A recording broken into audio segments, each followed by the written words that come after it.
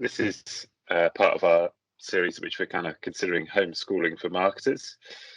So a lot of our clients are at home and keen to keep learning and understanding, I think, how the tactics are changing in the current climate and what skills you need to adapt to that. So hopefully we can be helpful with that.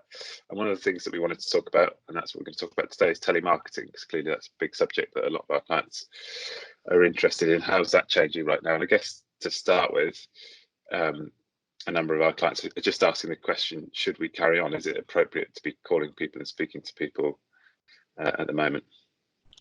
Well, what I'd say and what we found in the past couple of weeks is every campaign that we're prospecting into, we're delivering on for our clients. So we've seen opportunities come through, lots of nurtures and loads of strong conversations. So I'd say yes, our clients should absolutely carry on. And what we're hearing in the market is that prospects are still very much available to talk. And even if now isn't the right time to progress the discussion, we're getting some good feedback that they're pleased that we've called. Right.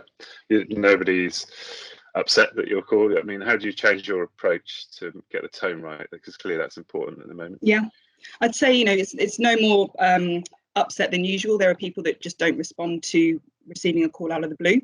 But the success that we've seen has been due to a change in approach. Right now, it's not about the hard sell. It's actually about building those relationships for the future by sharing our experiences that we're also working from home and being empathetic to the prospect situation, that it's very likely that they're in the same boat right now. So we're opening our conversations by asking how they've been impacted and being very empathetic to really build that business relationship.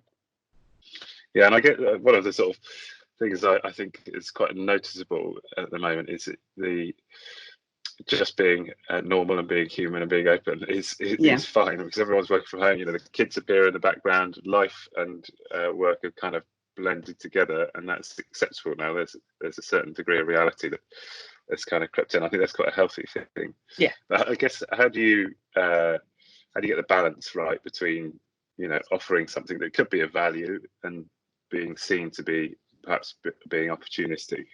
Yeah, so I think it's actually really about your listening skills right now in telemarketing and prospecting through the amended approach of taking that empathetic way forwards in with the conversation and asking about, are you working from home? Are you in the same boat?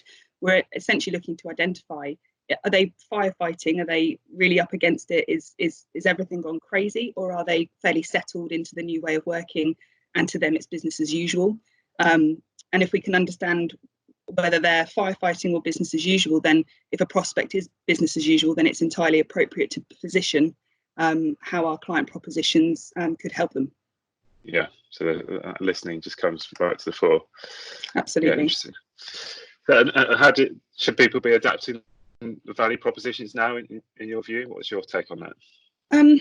I don't believe there's actually a need to change the proposition. It's about changing the approach through that listening technique and being empathetic. So if a prospect is business as usual, we've engaged and seen success on a variety of propositions, from on-prem green energy generation solutions through to mobile and networking capability. So it really is about listening and understanding if your prospect's in a position to hear your proposition. The proposition itself doesn't need to change. It's our approach that does. Right. Yeah, it's interesting. I think there are, just from a marketing point of view, a big part of, as well as being able to get people interested in the proposition, a big part of the value of the continuous communication is building up that recognition and brand salience over time. And there's a time lag in that phase. So just by the very process of talking to people and being sensitive to their situation and listening to them, that is going to create value in a year, 2 years to come, not just now. And I'd actually add to that, say, a lot of our campaigns have been running for several months, and for us to just stop engaging with our prospects, they would probably notice that. And then you're not going to have your finger on the pulse as to when's the right time to re-engage if you're not out there in the market talking to your prospects. Yeah, absolutely.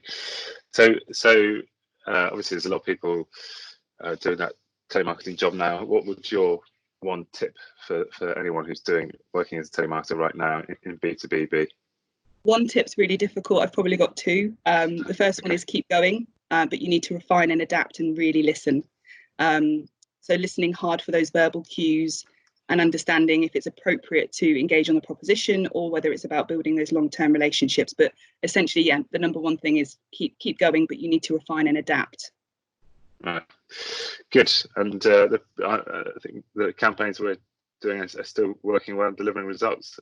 Yeah, absolutely. We've got 2 of our campaigns. We're just 2 opportunities away from hitting our targets, and the rest are all at target already. So we've done really, really well in the climate. And I think it is that approach and the empathy, and being seen to be consultative and listening rather than look at the current crisis, we can help you. It's just a gentle tweak to the message, but it's working. Good. All right. Well, thanks, Erica. I really appreciate your time, and hopefully people find this useful. The show must go on, as I say. My pleasure. Thanks, David. Bye. Bye-bye.